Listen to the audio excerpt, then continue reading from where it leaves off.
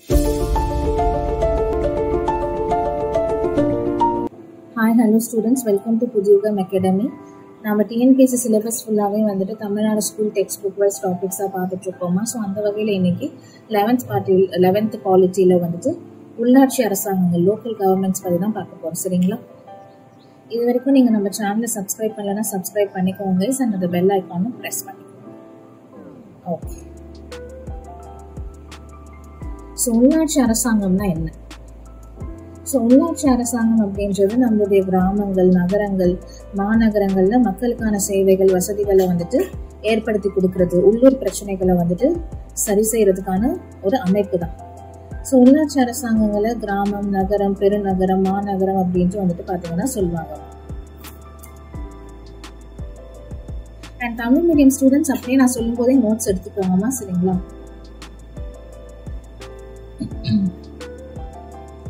So மக்களுக்கான சாலை வந்துட்டு சரியா இல்லை, சாலையில நீர் தேங்கி இருக்கிறது, தெரு விளக்குகள் சரியா அமையப்படலை, இந்த மாதிரி பிரச்சனைகள். ஓகேங்களா? குளங்கள் உருவாக்குறது, பார்க்ஸ் அமைக்கிறது, பூங்காக்கள் அமைக்கிறது, இந்த மாதிரி வந்துட்டு உள்ளாட்சி அரசாங்கங்கள் அவங்களுக்கான அந்த வேலைகளை பண்ணிட்டு இருக்காங்க. அண்ட் ஒரு பகுதியில வந்துட்டு பர்த் சர்டிபிகேட் கொடுக்கறது, டெத் சர்டிபிகேட் கொடுக்கறது, சான்றுகள், இதெல்லாம் வந்துட்டு உள்ளாட்சி அரசாங்கம் லோக்கல் பாடிஸ் தான் பண்ணிட்டு இருக்காங்க. ஸோ மக்களுடைய அன்றாட தேவைகளை வந்துட்டு கையாளுறதுக்கான முழு பொறுப்பையும் அவங்க எடுத்துப்பாங்க. அண்ட் அதோட உறுப்பினர்களை கிராம மக்கள் இல்லைன்னா நகரத்துல மக்களால வந்துட்டு டைரக்ட் எலெக்ஷன் மூலியமா தான் வந்துட்டு தேர்ந்தெடுக்கப்படுவாங்க.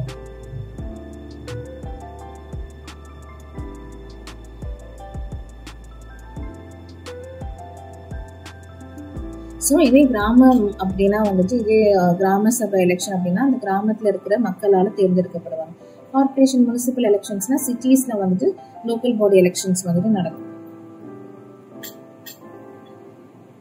ஸோ மக்களுடைய பாதிக்கப்பட்ட மக்களுடைய பிரச்சனைகளை வந்துட்டு தீர்த்து வைக்கிறதும் வந்துட்டு அவங்க தான். ஸோ உள்ளாட்சி அரசாங்கம் தான் மக்களாட்சி நடைமுறையோடைய அடிப்படை அழகு, பேசிக் யூனிட் அப்படின்ட்டு வந்துட்டு சொல்லுவாங்க.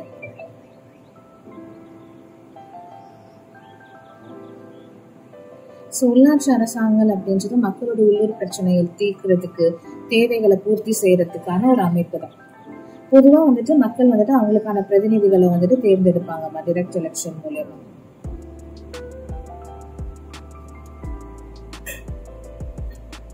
பஞ்சாயத்து ராஜ், காந்தி விசஸ் அம்பேத்கர்.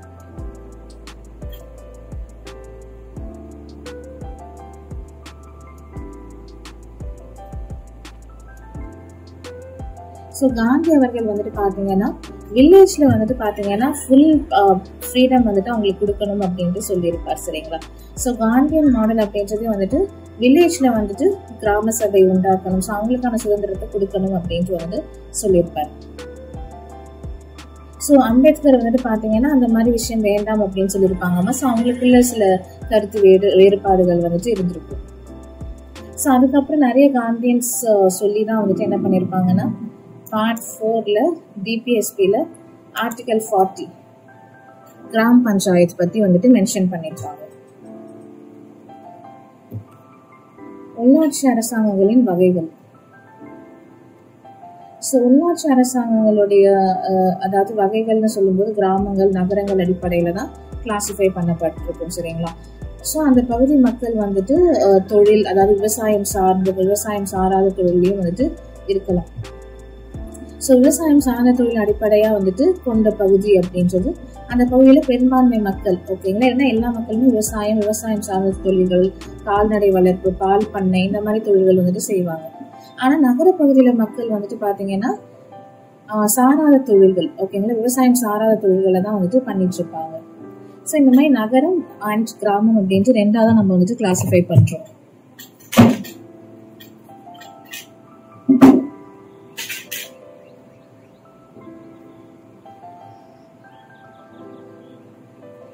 ஸோ கிராம உள்ளாட்சி அரசாங்கங்களை பஞ்சாயத்து ராஜ் அப்படின்ற பொது பெயர்ல வந்துட்டு அழைக்கிறாங்க.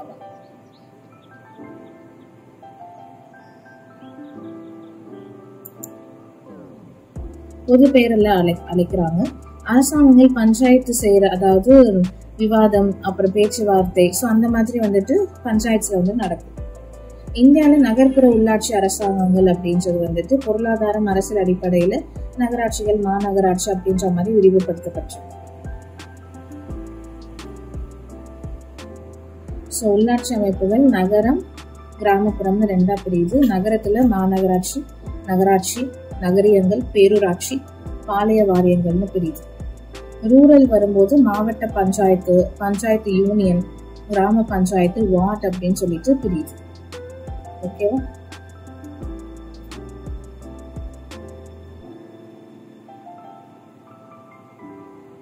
ஸோ முனிசிபல் கார்பரேஷன் அதாவது மாநகராட்சி அப்படின்றது வந்துட்டு பாத்தீங்கன்னா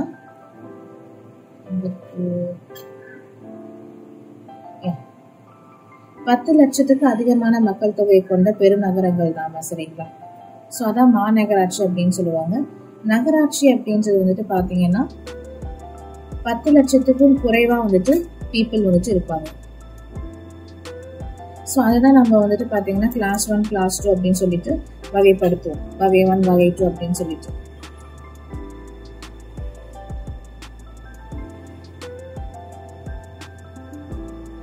அண்ட் புதிய தொழிற்சாலைகள் அமைக்கிற இடங்கள்ல வந்துட்டு நகரியங்கள் ஏற்படுத்தப்படுது. ஸோ அங்க இருக்கிற குடிமக்கள் வந்துட்டு விவசாயம் சார்ந்த தொழில இருந்து விவசாயம் சாரா தொழில்களுக்கு வந்துட்டு ஷிஃப்ட் ஆயிடுவாங்க. ராணுவ பயிற்சி மையங்கள் அமைந்திருக்கக்கூடிய இடங்கள்ல ராணுவ தளவாடங்கள் உற்பத்தி தொழிற்சாலைகள்லாம் வந்துட்டு அமைக்கப்பட்டிருக்கும். ஓகேங்களா? ஸோ அதுதான் பாளைய வாரியங்கள் ஏற்படுத்தப்படும். கிராம உள்ளாட்சி அரசாங்கங்களும் நகர்ப்புற அரசாங்கங்களும் வந்துட்டு அரசாங்க படிநிலையில இறுதி நிலையில இருக்கிறது தான். Towards total sanitization, முழுமையான சுகாதாரத்தை நோக்கி. சுகாதார திட்டம் அப்படின்றது வந்துட்டு மனித கழிவுகளை மனிதர்களே அகற்றும் முறையை 2010ஆம் ஆண்டுக்குள்ள நீக்கும் நோக்கத்துல வந்துட்டு பாத்தீங்கன்னா உலர் கழிவறைகள் வந்துட்டு அமைக்க மானியங்கள் வந்துட்டு கொடுத்திருப்பாங்க. அண்ட் ஜவஹர்லால் நேரு அவர்கள் தேசிய நகர்ப்புற புதுப்பித்தல் திட்டத்தின் கீழே எல்லா குடிசை பகுதிகளும் அடிப்படை தேவைகள், அதாவது குடிநீர், துப்புரவு, கழிவு நீர் அகற்றல், மின்சாரம், இந்த மாதிரி. ஓகேங்களா? அண்ட் நகர்ப்புற ஏழை மக்களுக்கு அடிப்படை வசதிகளை வழங்குவதற்காக ஒருங்கிணைந்து வீட்டு வசதி திட்டத்தை வந்துட்டு ஸ்டார்ட் பண்ணிருப்பாரு. அண்ட் ராஜீவ் ஆவாஸ் யோஜனா திட்டம் மூலமா தண்ணீர் வசதியுடன் கூடிய கழிப்பறை வந்துட்டு ஒவ்வொரு வீட்டுக்கும் வழங்கப்படும் சொல்லியிருப்பாரு.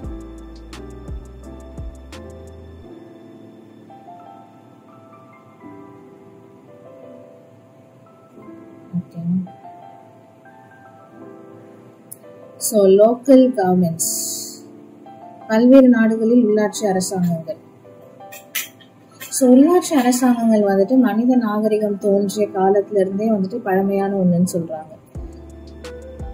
ஸோ நிறைய நாடுகள்ல இந்த லோக்கல் பாடிஸ் அப்படின்ற விஷயம் வந்துட்டு இருக்கு. ஸோ ஸ்மால் கண்ட்ரியோ இல்லை பெரிய கண்ட்ரியோ இல்லை டெவலப்டோ இல்லை அண்டர் டெவலப்டு கண்ட்ரியோ, பட் இந்த சேவைகள் வந்துட்டு இருக்கும்னு சொல்றாங்க. ஸோ கட்டமைப்பு, அதிகாரம், பணிவரம்பு, நிதி ஆதாரங்கள் இதுலலாம் வந்துட்டு பாத்தீங்கன்னா டிஃபரன்ஷியேட் ஆகுது. நிறைய ஐரோப்பிய நாடுகள்ல வந்துட்டு பாத்தீங்கன்னா இந்த அதிகாரம் வந்துட்டு மையப்படுத்தப்பட்டிருக்கு.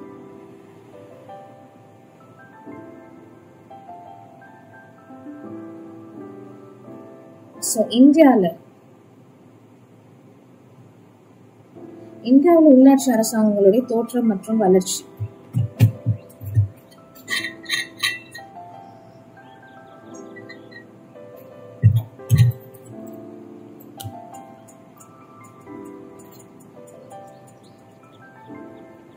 ஸோ கிறிஸ்துவ பிறப்பிற்கு முன், புதாண்டிற்கு முன் இருந்தே வந்துட்டு இருக்கு. ஓகேங்களா? ஸோ 600 கிபி டு 600 வரை வந்துட்டு கிமு டு கிபி வரை நிறைய குடியரசு நாடுகள்ல வந்துட்டு இது இருந்திருக்குமா இந்த லோக்கல் பாடி எலெக்ஷன்ஸ் அப்படின்றது. புத்தர் அப்புறம் மகாவீரர் ஏற்படுத்திய மத அமைப்புகள்ல மக்களாட்சி முறையில முடிவுகள் வந்துட்டு எடுக்கப்பட்டிருக்கு. அண்ட் கௌட்டில்யர் அர்த்த சாஸ்திராலையும் வந்துட்டு பாத்தீங்கன்னா கிராம நிர்வாகம் பத்தி விரிவா வந்துட்டு சொல்லியிருக்காரு.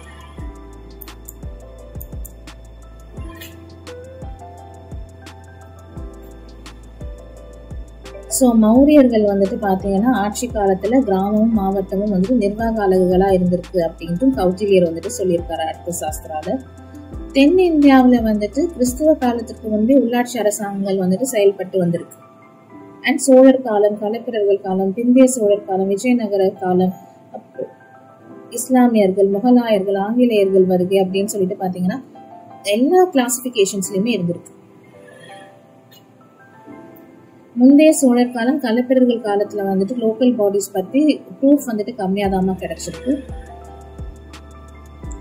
அண்ட் பாண்டியாஸோடைய டைம் பீரியட்ல வந்துட்டு பாத்தீங்கன்னா தென் மத்திய இந்தியாவில் பல்லவர் காலத்திலையும் வந்துட்டு பாத்தீங்கன்னா பாண்டியாஸ் காலத்திலையும் உள்ளாட்சி அமைப்புகள் செயல்பட்டதற்கான ஆதாரங்கள் இருக்கு.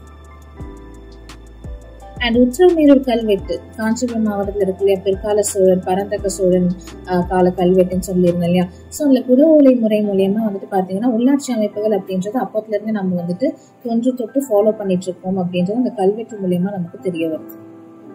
ஸோ இந்த சபைகள் வந்துட்டு ஊர் இல்லைன்னா வந்துட்டு மகாசபை அப்படின்ட்டு 2 விதங்களா அழைக்கப்பட்டிருக்கு. 3வது வகை வந்துட்டு நகரம் அப்படின்ற வியாபார மையங்கள் இருந்திருக்கு. 4வது நாடு அப்படின்னு சொல்லியிருக்காங்க. ஸோ நாடு அப்படின்றது கிராமங்கள் அப்புறம் பல பகுதிகளை உள்ளடக்கிய ஒரு அமைப்பு தான். நகரம் அப்படின்றது நகர பகுதிகள். ஸோ கிட்டத்தட்ட 9th செஞ்சுரிக்கு முந்தைய காலத்துல இருந்தே இந்த உள்ளாட்சி அரசாங்கங்கள் செயல்பட்டு இருக்கு அப்படின்னு சொல்றாங்க. அண்ட் கோவில்கள் நீர்ப்பாசனம் நிர்வகிக்கிறது, வரி வசூல் செய்யறது, கடன் வழங்குறது, அப்புறம் வந்துட்டு பணிகள் செய்யறது, இந்த மாதிரி விஷயங்கள் எல்லாம் வந்துட்டு செய்யறாங்க இந்த உள்ளாட்சி அமைப்புகள். ஊர் அப்புறம் மகாசபை அப்படின்ட்டு 2 அமைப்புகள் இருந்ததுன்னு சொன்னேன் இல்லையா. அது வந்துட்டு அரசனுடைய கட்டளையை அமல்படுத்துற அதிகாரிகள் வந்துட்டு அதுல இருப்பாங்க. So just first level second லெவல்லாம் யார் யாருன்னு பார்த்துட்டு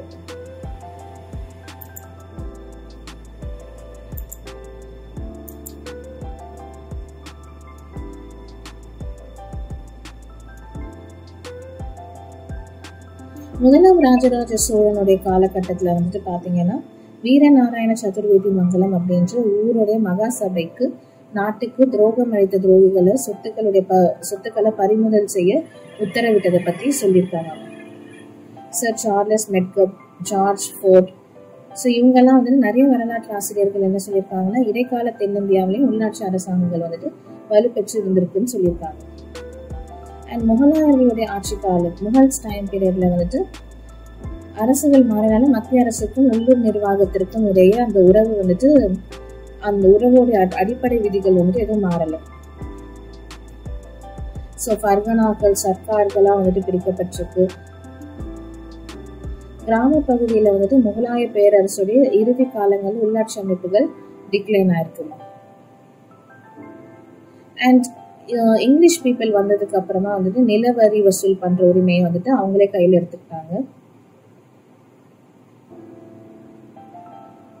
அண்ட் பாம்பே, பெங்கால், கால்கட்டா தவிர ஓகேங்களா மற்ற கிராமம் மற்றும் நகர வியாபார மையங்களை வந்துட்டு எந்த ஒரு கட்டுப்பாட்டின் கீழும் மேற்பார்வையின் கீழும் வந்துட்டு இயங்கப்படலை. ஓகேங்களா. ஸோ பிரிட்டிஷர்ஸ் வந்ததுக்கு அப்புறம் தான் அது கொஞ்சம் வந்துட்டு பாத்தீங்கன்னா ஷேக்கியா இருந்திருக்கு.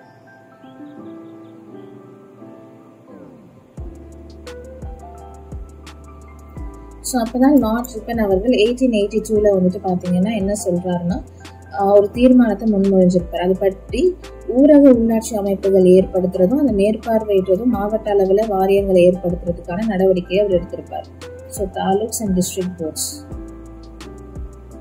ஸோ ரிப்பனுடைய அந்த தீர்மானப்படி உள்ளாட்சி அமைப்புகள் பெரும்பாலும் அதிகாரிகள் அல்லாதோரை கொண்டிருக்க வேண்டும் அப்படின்னும் முடிந்தவரை தேர்ந்தெடுக்கப்பட்டவர்களா இருக்க வேண்டும் அப்படின்னு சொல்லியிருப்பார். ஸோ ஒரு 500 உள்ளாட்சி அமைப்புகள்ல 3/2 பங்கு அதிகாரிகளை வந்துட்டு கொண்டு தொடங்கப்பட்டிருக்கும்.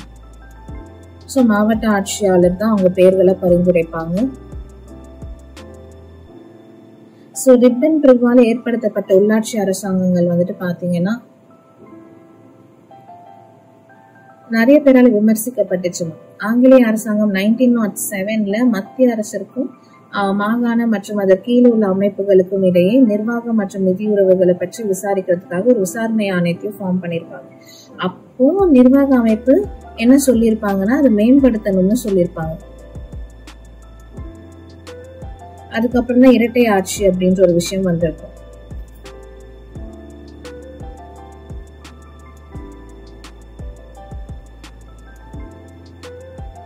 அண்ட் தமிழ்நாட்டில் வந்துட்டு பாத்தீங்கன்னா குறிப்பிட்டு சொல்லணும்னா கிராம உள்ளாட்சி அமைப்புகளோட எண்ணிக்கை 1926 1417 1937 6250 அதிகரிச்சிருக்கும். இது 3 டயர் சிஸ்டம் தான்.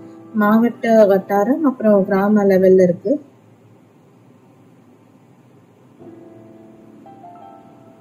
ஸோ இது பார்த்துக்கோங்க. District, taluk, village. நான் அண்டர்லைன் பண்றதை மட்டும் எடுத்துக்கோங்க. அப்புறம் இந்தியா 1947 இண்டிபெண்டன்ஸ் ஆனதுக்கு அப்புறமா உள்ளாட்சி அரசாங்கங்களுக்கு நிறைய மேம்பாடு டெவலப்மெண்ட் வந்துட்டு செஞ்சாங்க. ஸோ மகாத்மா காந்தி வலியுறுத்திய கிராம சபை அப்படின்ற ஒரு விஷயத்த வந்துட்டு நினைவாக்கணும்னு நினைச்சாங்க. சர்மா நாராயணன் அப்படின்றவர் சுதந்திர இந்தியாவிற்கான காந்தி அரசியலமைப்பை வந்துட்டு பாத்தீங்கன்னா வலியுறுத்தி இருப்பார். அண்ட் கிராம பஞ்சாயத்துகள், குடிமை, அரசியல், நிர்வாக பணிகளை மாதிரி வளங்கள் விநியோகம் இது மாதிரி பணிகளையும் வந்துட்டு மேற்கொள்ளணும்னு சொல்லியிருப்பாங்க. ஸோ இப்படி நடந்தாலும் நம்ம எக்கனாமிக்கா வந்துட்டு டெவலப் ஆக முடியும்னு சொல்லியிருப்பாங்க.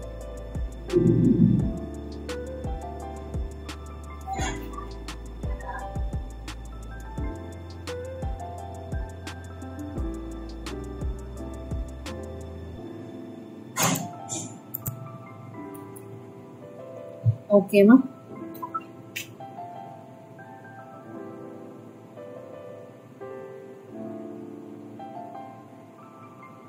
ஸோ நவம்பர் 26, 1949 வந்துட்டு நம்ம கான்ஸ்டியூஷனை அடாப்ட் பண்ணோம். அப்போ வந்துட்டு ஆர்டிகல் 40 அப்படின்றது கிராம பஞ்சாயத்துகளை ஏற்படுத்த நடவடிக்கை எடுக்கப்படும் அப்படின்ற ஒரு விஷயத்த வந்துட்டு சொல்லியிருப்பாங்க. அதான் மகாத்மா காந்தி அவர்களுடைய கனவு வந்துட்டு நினைவாக்கியிருக்கு. ஆர்டிகல் 40. ஸோ ஜிபிஎஸ்பி செயல்படுத்துவதற்காக 1952 வந்துட்டு பாத்தீங்கன்னா சமூக மேம்பாட்டு திட்டம் அப்படின்றது வந்துட்டு ஸ்டார்ட் ஆச்சு. கம்யூனிட்டி டெவலப்மெண்ட் ப்ரோக்ராம் அப்படின்ற ஒரு விஷயம். ஸோ அதோட முக்கிய நோக்கம் வந்துட்டு மக்களோட கூட்டு முயற்சி மூலம் கிராமங்கள்ல சமூக பொருளாதார மாற்றத்தை உறுதி செய்யறது தான். அண்ட் எவ்வளவு வந்துட்டு நிதி வந்துட்டு அரசாங்கம் கொடுக்கணும் அப்படின்ற விஷயத்தெல்லாம் வந்துட்டு டிஸ்கஸ் பண்ணியிருப்பாங்க. ஸோ இதுக்கப்புறம் தான் 2000 ஐந்தாண்டு திட்டத்துல வந்துட்டு கிராம பஞ்சாயத்துகள் அமைப்பு, ஸோ அதை வந்துட்டு பாத்தீங்கன்னா அமைக்கணும், அப்படி அதை வந்துட்டு மேம்படுத்தணும் அப்படின்ற ஒரு விஷயத்த சொல்லியிருப்பாங்க.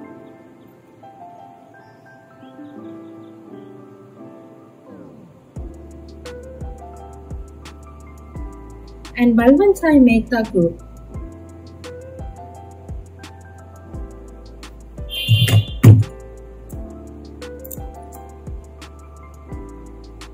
ஸோ செகண்ட் 5-year பிளான்ல வில்லேஜ் பஞ்சாயத்து அப்படின்றது வந்துட்டு ப்ராப்பரா ஆர்கனைஸ் பண்ணணும் அப்படின்ட்டு சொல்லியிருப்பாங்க. 1957 Balwant Rai Mehta committee and Balwant Rai Mehta committee and Mehta கமிட்டியோட ரெக்கமெண்டேஷன்ஸ் படி என்ன சொல்லியிருப்பாங்கன்னா,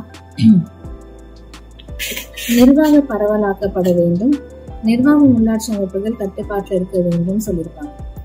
அண்ட் ஊரக வளர்ச்சி திட்டங்கள்ல மக்களாட்சி நிர்வாக அலகுகள் வந்துட்டு மாற்றப்படணும்னு சொல்லியிருப்பாங்க. அதாவது வில்லேஜ் பஞ்சாயத்து கொண்டு வரணும்.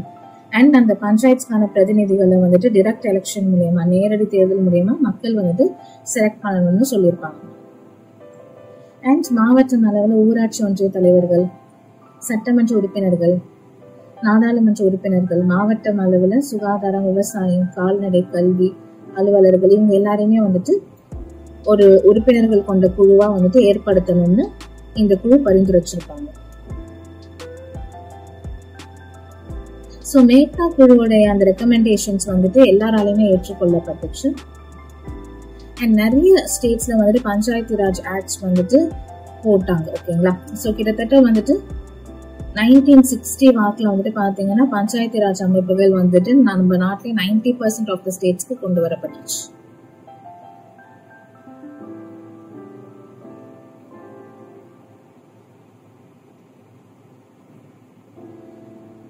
ஸோ பஞ்சாயத்து அமைப்புகளுடைய செயல்பாடுகளை பற்றி ஆராயறதுக்காக இந்திய அரசாங்கம் 1977 அசோக் மேத்தா தலைமையில் ஒரு குழு அமைச்சிருப்பாங்க. அந்த குழு பஞ்சாயத்து ராஜ் அமைப்புகளுடைய மக்களாட்சி பண்புகள் எல்லாத்தையுமே வந்துட்டு ரிசர்ச் பண்ணி என்ன சொல்லியிருப்பாங்கன்னா, நிறைய திட்டங்களை நீங்க செயல்படுத்தணும், எல்லா பணிகளையுமே ஒருங்கிணைக்கணும் அப்படின்ட்டு சொல்லியிருப்பாங்க. அண்ட் மாவட்ட பஞ்சாயத்து வந்துட்டு நேரடியா மக்களால தேர்ந்தெடுக்கப்பட்ட ஒரு அமைப்பா இருக்கணும். தற்காலிக நிர்வாக வட்டார அளவுல பஞ்சாயத்து ஒன்றியம் வந்துட்டு இருக்கணும். ஸோ இந்த மாதிரி சொல்லியிருப்பாங்க. அசோக் மேத்தாக்கு 1978 அவங்களோட ரெக்கமெண்டேஷன்ஸை வந்துட்டு சப்மிட் பண்ணியிருப்பாங்க. ஸோ இதுக்கப்புறம் தான் கர்நாடகா, மகாராஷ்டிரா, ஆந்திரா, குஜராத் அந்த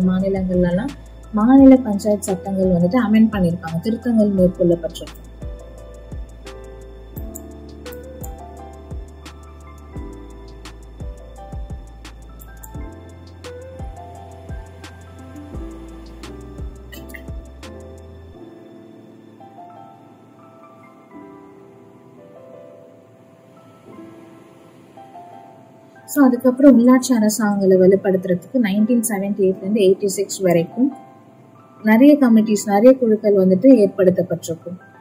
அண்ட் ராஜீவ்காந்தி அரசாங்கத்தால் 1989 64th and 65th அமெண்ட்மெண்ட்ஸ் வந்துட்டு வந்திருக்கும். பட் ஆனால் அது வந்துட்டு பார்த்தீங்கன்னா ராஜ்யசபாவில் வந்துட்டு நிறைவேற்றப்பட்டிருக்காது.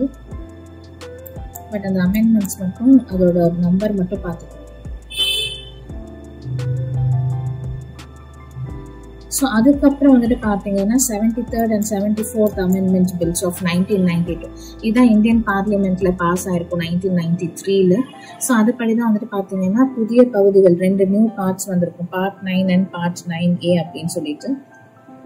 ஸோ பார்ட் 9ல பஞ்சாயத்ஸ் பற்றி சொல்லியிருக்காங்க, அது வந்துட்டு 73rd அமெண்ட்மெண்ட் ஆஃப் 1992. பார்ட் 9Aல வந்துட்டு முனிசிபாலிட்டிஸ் பற்றி சொல்லியிருப்பாங்க, அது 74th அமெண்ட்மெண்ட் ஆஃப் 1992.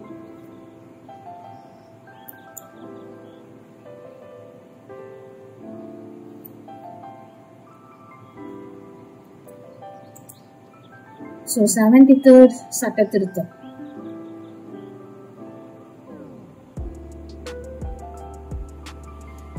ஸோ வந்துட்டு பார்த்தீங்கன்னா ஆர்டிகல் 243B அப்படின்றது கான்ஸ்டியூஷன்ல இன்சர்ட் பண்ணியிருப்பாங்க. ஓகேங்களா, ஸ்டேட்ஸ் அண்ட் யூனியன் டெரிட்டரிஸ் 20 லட்சம் மக்கள் தொகை வந்துட்டு 20 லட்சத்திற்கும் மிகாமல் இருக்கிற மாநிலங்கள் அண்ட் யூனியன் டெரிட்டரிஸ்ல கிராமம், ஒன்றியம் மற்றும் மாவட்டம் கொண்ட 3 அடுக்கு பஞ்சாயத்து ராஜ் அமைப்பை வந்துட்டு ஏற்படுத்தும். ஸோ அதான் வந்துட்டு 73rd அமெண்ட்மெண்ட்ல சொல்லப்பட்டிருக்கு. அந்த ஆர்டிகல் 243Bலையும் சொல்லப்பட்டிருக்கு.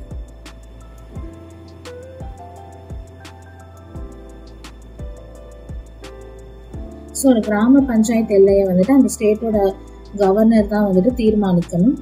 அது ஒன்றுக்கும் மேற்பட்ட கிராமங்களும் உள்ளடக்கியதாகவும் இருக்கலாம். இது போலவே வந்துட்டு பார்த்தீங்கன்னா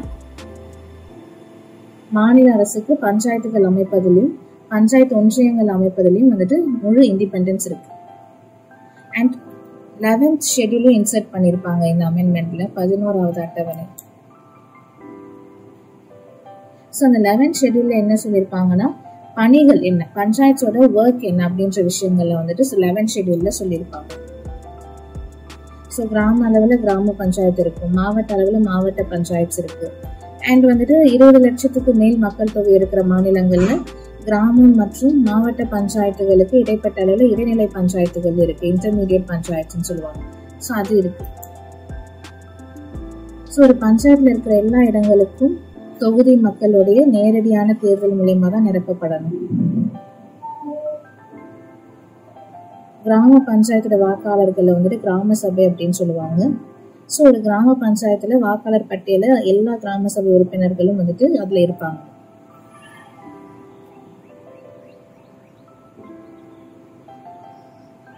so 11th schedule article 243G படி பஞ்சாயத்தோட ஒர்க்ஸ்லாம் என்னென்னு பார்த்துடலாமா?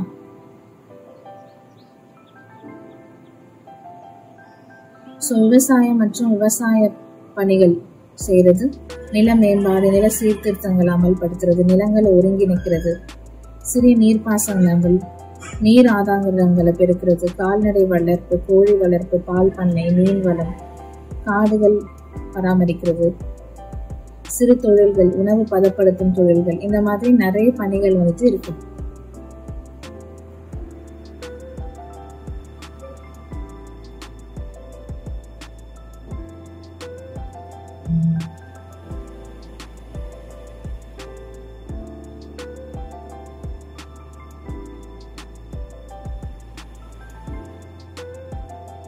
ஸோ ஒரு பஞ்சாயத்திலும் பஞ்சாயத்து தலைவர் அந்த மாநில சட்டப்படி தேர்ந்தெடுக்கப்படுவார். சட்டமன்ற உறுப்பினர்களும் நாடாளுமன்ற உறுப்பினர்களும் வந்துட்டு பாத்தீங்கன்னா கிராம பஞ்சாயத்துக்கு மேல இருக்கிற பஞ்சாயத்துகள்ல உறுப்பினர்களாக இருப்பாங்க.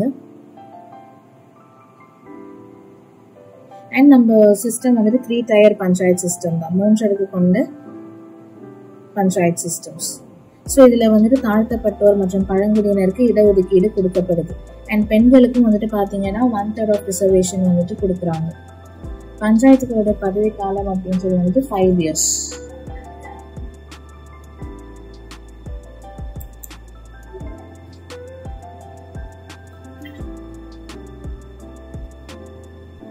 ஸோ ஒரு மாநில சட்டமன்ற தேர்தலில் தேர்ந்தெடுக்கப்படுறவங்களுக்கு என்ன தகுதியோ அதே தகுதி தான் பஞ்சாயத்து தேர்தலில் போட்டிடுறவங்களுக்கும். சரிங்களா? அண்ட் மாநில நிதி குழு அப்படின்ற ஒன்றத்தை வந்துட்டு ஸ்டார்ட் பண்ணுவாங்க, ஸ்டேட் ஃபினான்ஸ் கமிஷன் அப்படின்றது. பிகாஸ் அப்போதான் எல்லா பஞ்சாயத்துக்கும் கொடுக்கறதுக்கு போதுமான நிதி இருக்கா இல்லையா அப்படின்ட்டு ஆராயறதுக்காக. அண்ட்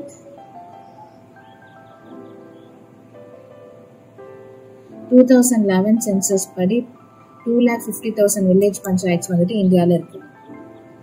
73rd சட்ட திருத்தத்தோடைய விளைவா உச்சநீதிமன்றம் என்ன பண்ணலாம்னா, எல்லா உள்ளாட்சி அதிகாரிகளும் அரசாகவோ இல்லைன்னா அரசாங்கமாவோ தான் வந்துட்டு கருதப்பட்டு நடத்தணும்.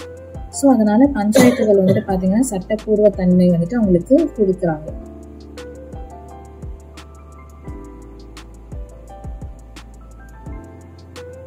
அந்த அடிப்படை சேவைகளான குடிநீர், ஊரகம், துப்புரவு, சுகாதாரம், தொடக்க கல்வி இதெல்லாமே பஞ்சாயத்து அமைப்புகளுடைய பிரதான பணிகளா வந்துட்டு இருக்கணும்னு சொல்லியிருக்காங்க.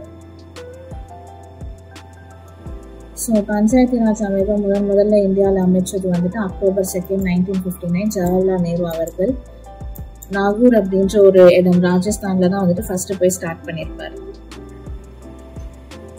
ஸோ கோல்டன் ஜூப்ளி செலிப்ரேட் பண்ணது 2009. இது இம்பார்ட்டன்ட் கொஸ்டின் பார்த்து. ஸோ 73rd அமெண்ட்மெண்ட் படி 3 அடுக்கு பஞ்சாயத்து ராஜ் அமைப்பு தான்.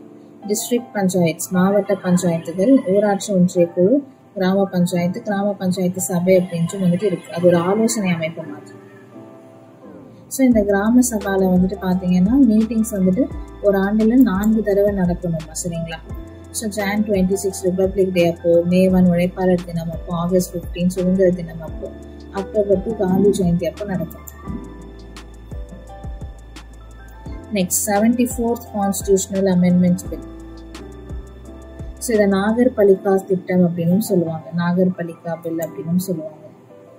ஸோ இதில் வந்துட்டு பார்த்தீங்கன்னா நகரப்பகுதிகள் அப்படின்றது வந்துட்டு நகரப்பகுதிகளில் வந்துட்டு உள்ளாட்சி அமைப்புகளை ஏற்படுத்துறதா. மாநகராட்சிகள், நகராட்சிகள், பேரூராட்சிகள், நகரியங்கள், பாளைய வாரியங்கள் அப்படின்றதெல்லாம் வந்துட்டு பார்த்தீங்கன்னா லோக்கல் பாடிஸ்ல சேரும்.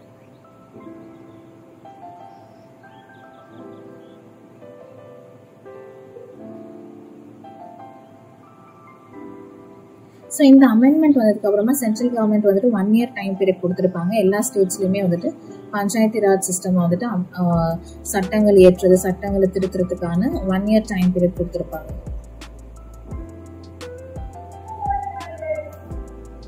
ஸோ நகரத்துலேயும் வந்துட்டு பார்த்தீங்கன்னா 3 tier சிஸ்டம் தான். ஸோ அது வந்துட்டு பேரூராட்சிகள், நகராட்சிகள், மாநகராட்சிகள் அப்படின்ட்டு சொல்லுவாங்க. So first பேரூராட்சிகள்.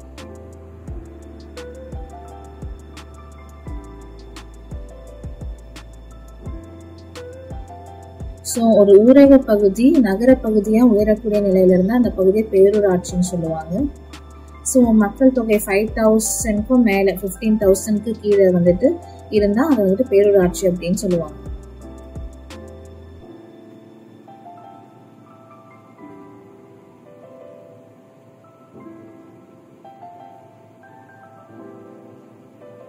ஸோ இந்த பேரூராட்சி எந்த சட்டமன்ற தொகுதியோட எல்லைக்குள்ள வருதோ அந்த சட்டமன்ற உறுப்பினர் மற்றும் மாநில அரசால் நியமிக்கப்படும் நகராட்சி நிர்வாகத்துல அனுபவம் பெற்ற ஒரு 2 உறுப்பினர்களை வந்துட்டு பாத்தீங்கன்னா தேர்ந்தெடுப்பாங்கம்மா பேரூராட்சி மூலமா.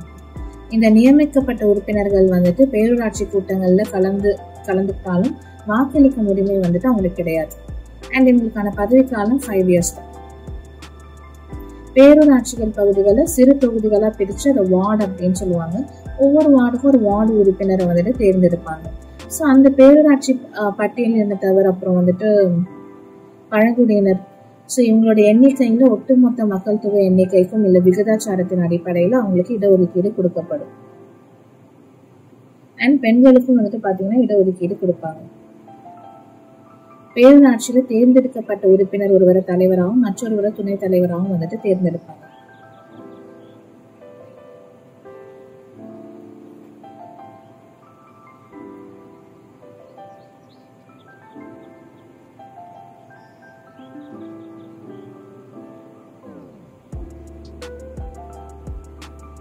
நெக்ஸ்ட் நகராட்சி.